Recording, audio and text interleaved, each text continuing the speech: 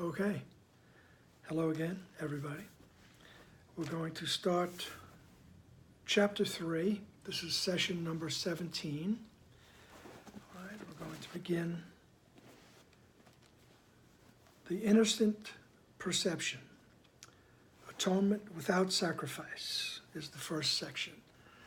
So this is the correction of the belief that I sinned, I destroyed heaven, I separated from my source.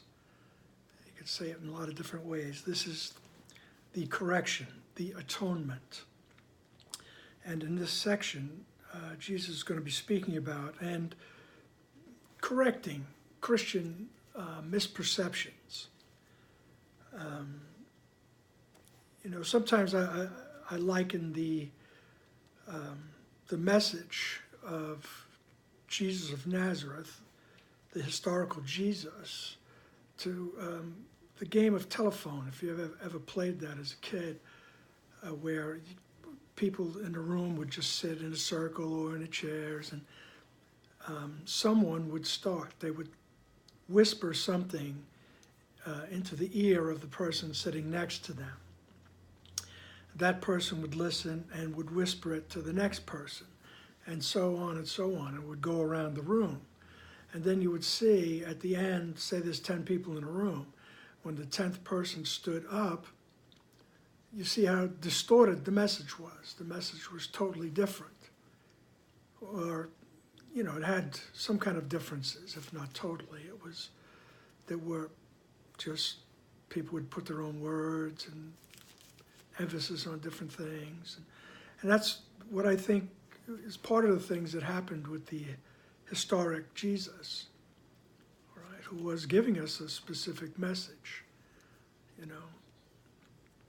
believe it was, a French philosopher during the Age of Enlightenment said that Jesus came to point the way to heaven, and people started to worship his finger. All right, so the message got mixed up and distorted. All right, just let me leave it right there. So this is, one of the distortions is the idea of sacrifice, that you have to, suffer. Someone has to suffer because of the sin. The big sin of leaving heaven. I'm not quite sure what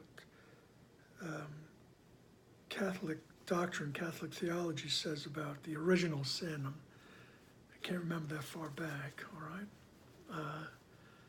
But whatever, it had to be atoned for. So they said Jesus was sent to atone for our sins, And I was like the words of the poet Patti Smith, the rock and roll poet, who sings that Jesus died for somebody's sins, but not mine. Okay, I got to give props to Patti Smith, all right? So let's just look at this, okay? Jesus is going to correct some Christian misperceptions. Atonement without sacrifice. He says, a further point must be perfectly clear before any residual fear still associated with miracles can disappear. The crucifixion did not establish the atonement. The resurrection did. Many sincere Christians have misunderstood this. No one who is free of the belief in scarcity could possibly make this mistake. If the crucifixion is seen from an upside-down point of view, it does appear as if God permitted and even encouraged one of his sons to suffer because he was good. This is particularly unfortunate, and this particularly unfortunate interpretation, which arose out of projection, has led many people to be bitterly afraid of God. Such anti-religious concepts enter into many religions. Yet the real Christian should pause and ask, how could this be? Is it likely that God himself would be capable of the kind of thinking which his own words have clearly stated is unworthy of his Son? All right? I mean, just take one of the commandments, thou shalt not kill. All right? So God sends one of his sons to be killed. He says, come on, this is upside down thinking. All right? You have to pause and ask, how could this be? All right? How could that message have gotten through? All right? But to me, one of the main statements here is that the crucifixion did not establish the atonement. So the crucifixion didn't establish the correction for the thought that says, I can be separated. I think I can separate from heaven. All right? And then all of a sudden the thought comes in, oh no, because the mind is that powerful, it appears as though it happened. All right? And now the guilt rises up. Oh, I sinned. I did something wrong. All right? Now God is going to come get me because I automatically have to get rid of the guilt, and I project the guilt onto the other, which is God, the only other. All right? Now God becomes the one that destroys. I destroyed the oneness. Oh no, I can't handle that thought. Must be God. Has to be God. But he says the resurrection established the atonement. And the resurrection is a symbol for waking up, for the awareness arising once again. The awareness arises in the mind of who you are, what you are, where you are. All right? So that arises fresh. So the resurrection establishes the atonement. All right? And so he says, many sincere Christians have misunderstood this. All right? So he says, if you look at it upside down, which is from the ego point of view, it seems as though God sent his Son, encouraged him. Go ahead. Somebody has to do it. Somebody has to die for these sins here. All right? So this particularly unfortunate interpretation, which arose out of projection, all right, has led many people to be bitterly afraid of God. All right? I mean, if he sent one of his own sons to suffer and die, geez, what's he going to do with me? So we have that upside down perception. And this is what the Course in Miracles, Jesus dictating this to Helen Schuckman through Helen, with Bill Thetford typing it down, right? Correcting these misperceptions. All right? So he says, a real Christian, he says, should pause and say, how could this be? Okay? How could there be a God like that? When we're told God is good, well, so how could this be? Right? So, let's just go on to paragraph 2. The best defense, as always, is not to attack another's position, but rather to protect the truth. It is unwise to accept any concept if you have to invert a whole frame of reference in order to justify it. This procedure is painful in its minor applications and genuinely tragic on a wider scale. Persecution frequently results in an attempt to justify the terrible misperception that God himself persecuted his own Son on behalf of salvation. Okay? The very words are meaningless. It has been particularly difficult to overcome this because, although the error itself is no harder to correct than any other, right, the order of difficulty in miracles, many have been unwilling to give it up in view of its prominent value as a defense. So it becomes a defense of doing what you're doing. We have to go out and persecute those heathens. We have to, convert them, whatever it takes, and believe me, throughout the course of history, it took a lot. There was a lot of mayhem, to put it mildly, okay?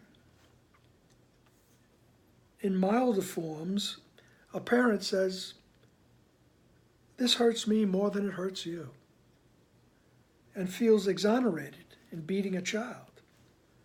Can you believe our Father really thinks this way?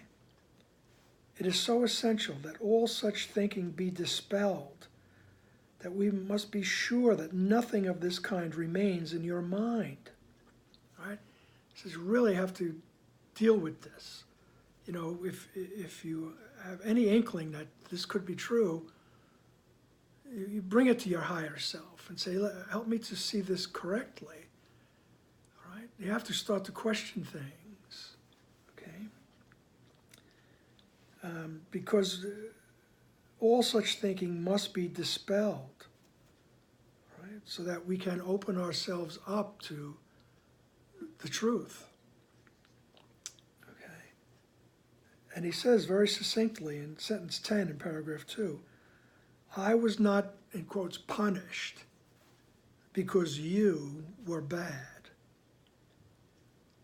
The holy benign lesson the atonement teaches is lost if it is tainted with this kind of distortion in any form, right?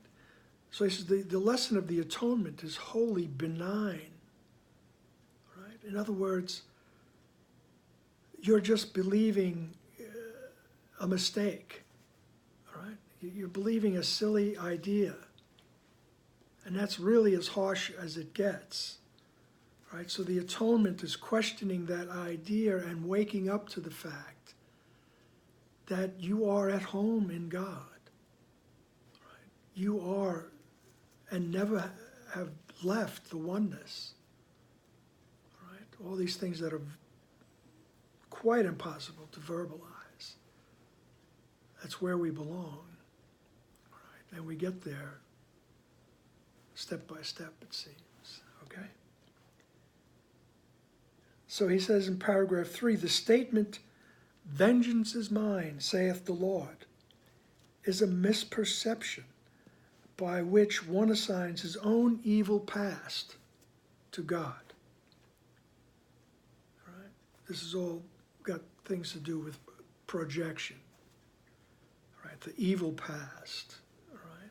Which is founded in my decision to believe I was separate. I was separate from God. All of a sudden now, I become evil. Yikes, I got to get out of here. He's going to get me. All right? He says the evil, in quotes, the evil past has nothing to do with God. He did not create it, and he does not maintain it. Right? Doesn't uphold the idea. He doesn't even believe in it. God does not believe in retribution. His mind does not create that way. He does not hold your evil deeds against you. Is it likely that he would hold them against me? Be very sure that you recognize how utterly impossible this assumption is, and how entirely it arises from projection. Right? Now this is Jesus identifying himself again strongly to Helen Schuckman. All right? He says, is it likely that God would hold them against me? I didn't suffer because of you. All right? That's one thing that's being reinforced here, is the idea that the symbol of Jesus is very strong in Helen Schuckman's mind, and he's correcting those who were attracted to his way of thinking, and all throughout the ages, and those who were born into it and were educated through it, and he's trying to help get rid of the guilt. All right, that's one thing that's being accomplished here, and the the larger thing is the eradication of the guilt and the fear, right? Because they go hand in hand. Guilt demands to be punished, right? Guilt demands punishment. And he says, be very sure that you recognize how utterly impossible this assumption is, that he would be punished for me, for my sins, all right? And how entirely it arises from projection. Now, how does that work? Well, the idea that God is going to punish his son, or allow him to be punished, right? This is how it works. The tiny mad idea, as the Course says, the belief that I think, oh, maybe I could be an individual. I could break from the oneness. I could be separate. The mind is that powerful. The thought created the possibility. And the one Son of God decided to believe it. Okay? Part of the mind decided to believe. Right? Automatically, there was the feeling, I did something wrong. Right? And because I dissociated where I came from automatically, I forgot. And now I'm in this place where I did something wrong. I'm still in the mind, right? But I did something wrong. I destroyed the oneness. I don't feel the oneness anymore. I destroyed oneness. I did something wrong. I sinned, all right? Now, I can't stand that thought. I have to repress it. And what gets repressed gets projected, okay? And we thank Freud for those theories. And so it has to be projected onto the other. The only other is God. Now God becomes the destroyer. It's him. All right? He becomes the destroyer. All right? And that's how this idea of punishment and sacrifice and Jesus being punished for my sins, all right, it all arises from projection. And he, very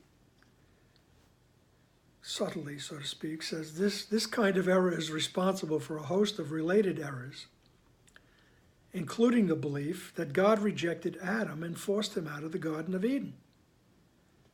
All right? So that's a big error also, even in that story in the Bible. All right?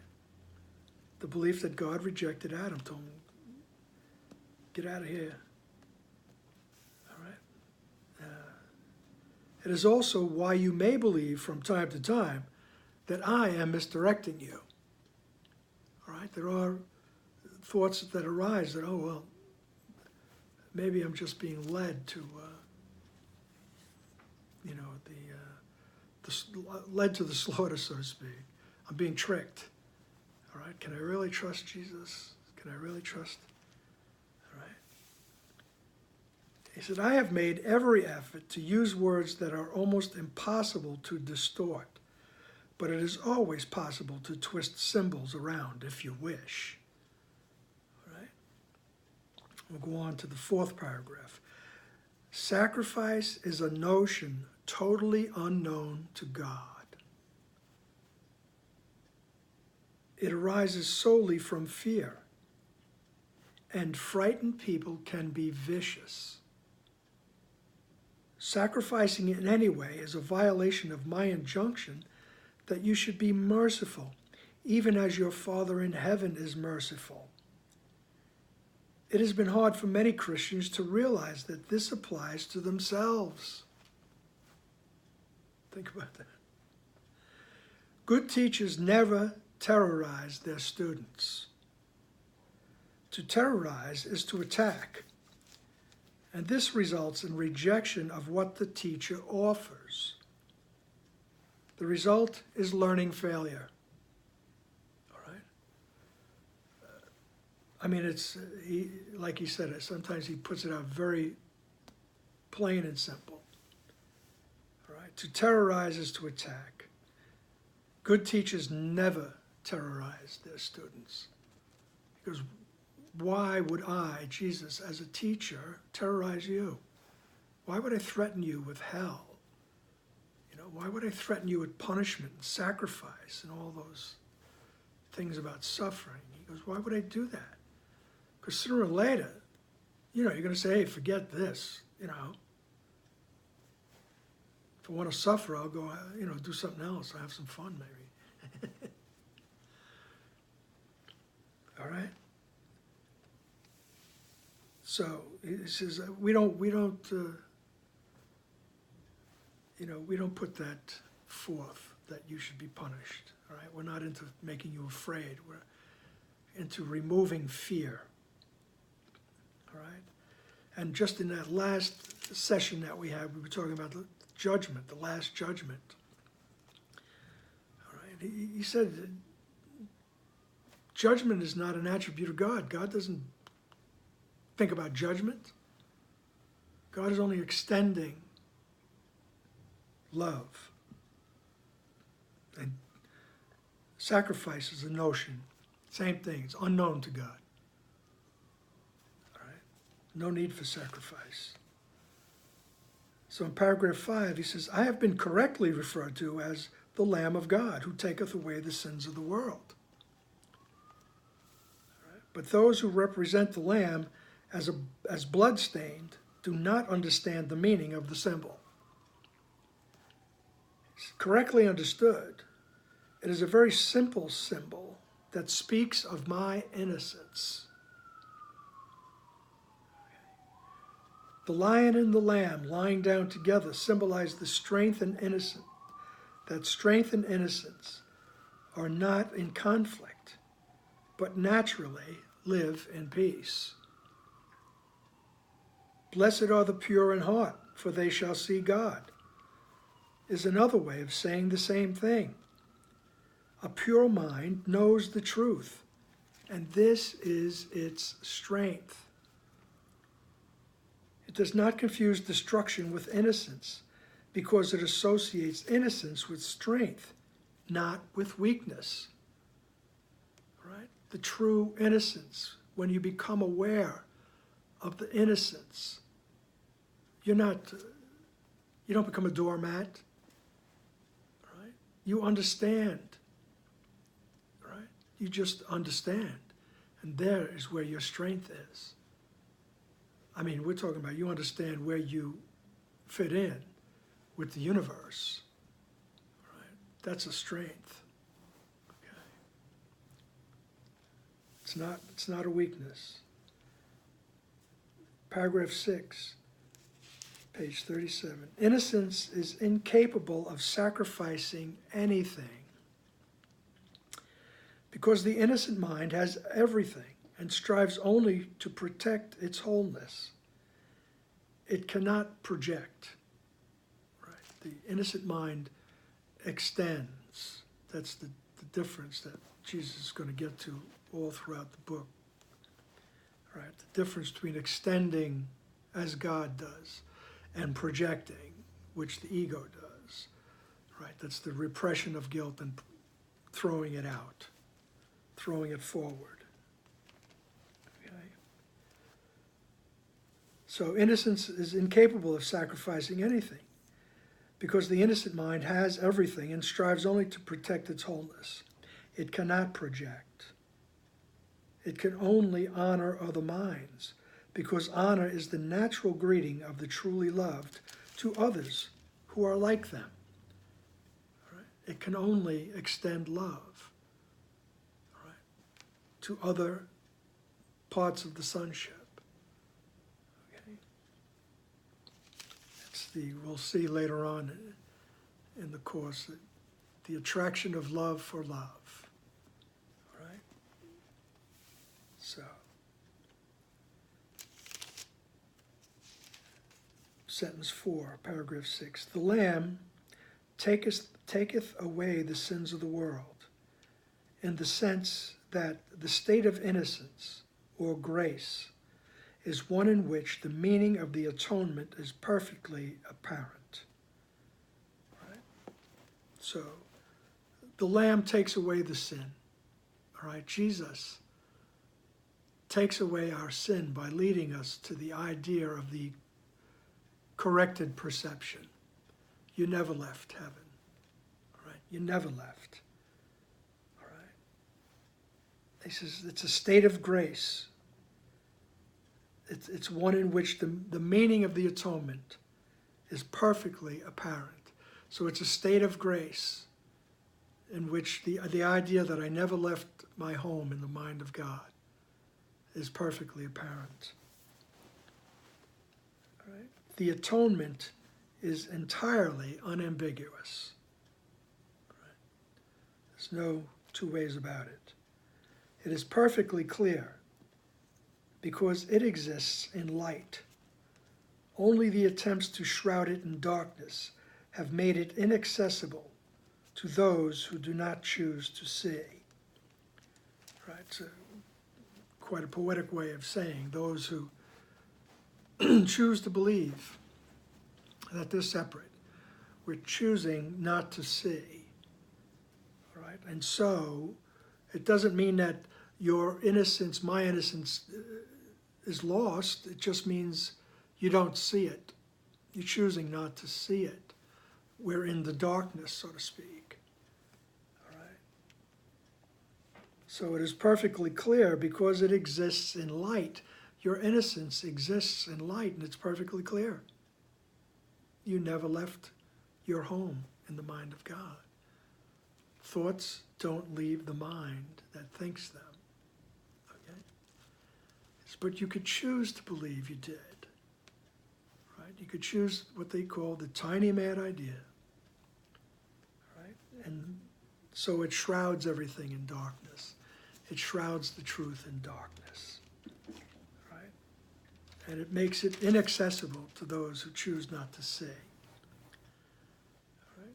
The atonement, the correction, right? The atonement itself radiates nothing but truth. It therefore epitomizes harmlessness and sheds only blessing. It could not do this if it arose from anything but perfect innocence. Innocence is wisdom because it is unaware of evil, and evil does not exist. It is, however, perfectly aware of everything that is true. The resurrection demonstrated that nothing can destroy truth. Good can withstand any form of evil, as light abolishes forms of darkness. The atonement is therefore the perfect lesson. It is the final demonstration that all the other lessons I taught are true. If you can accept this one generalization now, there will be no need to learn from many smaller lessons. You are released from all errors if you believe this. The innocence of God is the true state of mind of his Son. In this state, your mind knows God, for God is not symbolic. He is fact. Knowing his Son as he is, you realize that the atonement, not sacrifice, is the only appropriate gift for God's altar, where nothing except perfection belongs. The understanding of the innocent is truth. That is why their altars are truly radiant. Okay. So he says you're released from all errors if you believe this, right? That the innocence of God is the true state of mind of his Son. That is our true state of mind. It's where we're going, so to speak. It's where we are and we don't realize it. How about that one? It's where we are and we don't realize it. All right? And it'll state it in other ways. It'll tell us, you are at home in God, dreaming of exile. That's why Jesus very often refers to our experience here in this earth plane as a dream. All right? And we'll be grateful to Freud for the, his study of dreams. Dreams are the royal roadway to the unconscious. All right? And Jesus will say, well, not only your sleeping dreams, but your waking dream also. It's the royal road to the awareness of who you are, if we look at it, if we stop and look and not judge. Okay? The innocence of God is the true state of mind of his Son. In this state, your mind knows God, for God is not symbolic. He is fact. Knowing his Son as he is, you realize that the atonement, not sacrifice, is the appropriate gift for God's altar. All right? So God's altar, once again, when Jesus uses that word, as he does throughout the course, he's really using it as a symbol for the mind. All right? So the mind is God's altar. Okay? So he says this, realizing who you are, is an appropriate gift for the altar. All right? Where nothing except perfection belongs. The understanding of the innocent is truth. All right? That is why their altars are truly radiant. All right? The understanding of the innocent is the truth. I understand who I am, and so truth arises in my awareness. And he goes, that's why your mind is truly radiant. All right. So this opening section really, once again, spoke very powerfully. It's very potent. All right. And I just urge you to read it or think about it. Okay. And just get in touch with, we all try to get in touch with our own innocence. All right? And we do that by, one of the ways we do that is by noticing when we're projecting guilt onto someone. And we want to stop that and ask, help me to see this person, this situation correctly. Okay? And I have the temptation to go on, but I think I'll stop. Okay, have a great day. Once again, for any further study, I truly urge you to reach out to the Foundation for A Course in Miracles. All lowercase letters, FACIM.org, and get in touch with the teachings of Dr. Kenneth Wapnick. All right, he was one of the editors of the Course in Miracles, and he was a friend and a co-worker of Helen Schuckman and Bill Thetford. Right? He met them after they had completed their manuscripts. Their manuscripts were laying in a corner, and he went through them with Helen, and he became the first prominent and best teacher. Well, I'm going to say best. All right. Ken would correct me for saying that. He was one of the more prominent, he was the first teacher of the Course in Miracles. And for me, he was so clear and succinct. All right? And I urge you to get in touch with his teachings. All right? So many books, so many tapes, so many CDs, MP3s, all that. All right, enough about me.